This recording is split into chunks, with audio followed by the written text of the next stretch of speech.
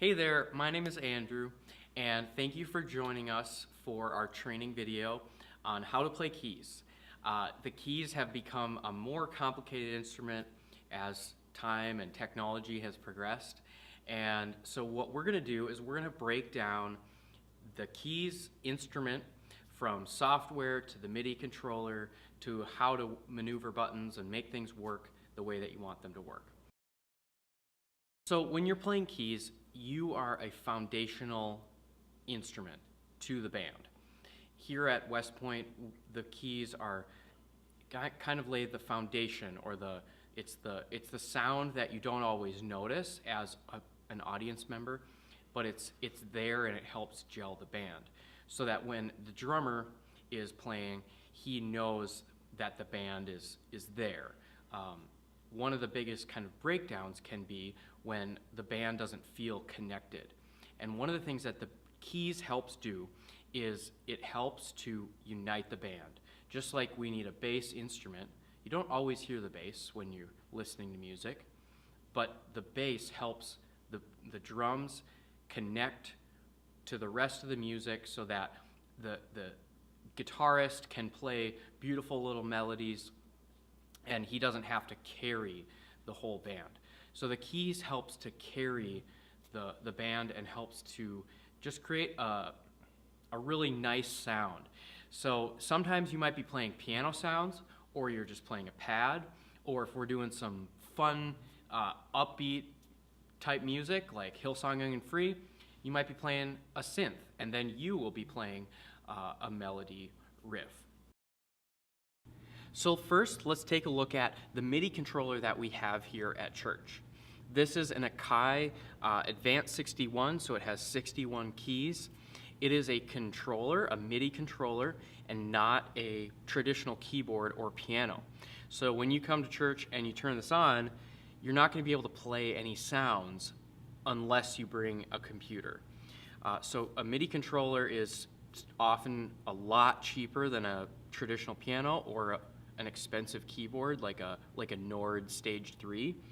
But this is a really affordable option. So that's what we have here. The keys are not weighted like a traditional piano, so it sometimes feels a little spongy when you play it.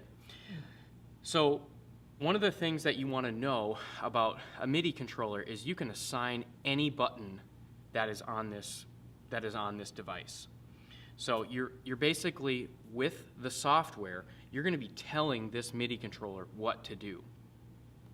So this button here, we have pad 1 through 8. You can hit that button and it can play a note. So right now these buttons are mapped to a piano sound through the computer. Just like I play on the keys, we can play that through a button.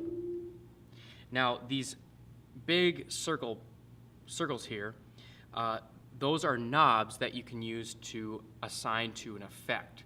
So you could assign that to a filter or to add more reverb. Maybe during a certain part of the song you want the sound to be very quiet, so you cut off all of the high-end noise. So you want this knob to basically control that. You can assign that to that knob that's on the keyboard.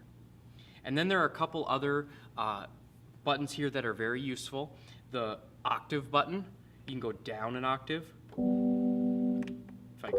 This is middle. If I go down, I can essentially, just like a normal piano, I'm moving down an octave, but I'm doing it just with a button. So that's kind of cool. The other thing you want to know is when you come to turn this device on, there are going to be different software options here. So right now we're running Ableton. So Ableton is an option in this software option here, and you could just scroll through it and you select it, and that way when you set up Ableton, all of the buttons will it'll know where to map them. So there's some other buttons here, some tap tempo. You can do some fun stuff with like an ARP, arpeggio. You can also start, stop, play. If you were playing some clips or like a loop for a certain song, you could control that through those buttons. At West Point, we don't really play with many loops, and if we are playing with any loops or backing tracks, usually the drummer is controlling those. So that's basics of this MIDI controller. What you need to know, there are different banks here that you could go through. So if you had, in a sense, what's 4 times 8? So 32. If you wanted to assign 32 pads, you could. You have bank A through D. So each bank has 8 pads in it, and you could assign different controls for that. So if you had 8 different things you wanted to play for each song, and you had 4 songs in your set, you could assign each one. You're probably not going to do that just with how we run here, but it's good to know.